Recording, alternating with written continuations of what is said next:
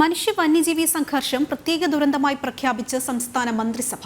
സംസ്ഥാന ദുരന്ത നിവാരണ അതോറിറ്റിയുടെ പ്രവർത്തനം കൂടി ഇതിൽ ഉൾപ്പെടുത്തി ഏകോപിപ്പിക്കും.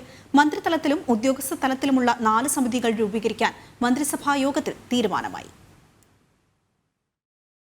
സംസ്ഥാന തലത്തിൽ മുഖ്യമന്ത്രി അധ്യക്ഷനായ ഉന്നതാധികാര സമിതിയാണ് വന്യജീവി ആക്രമണം പരിഹരിക്കാനുള്ള നയങ്ങൾ രൂപീകരിക്കുക.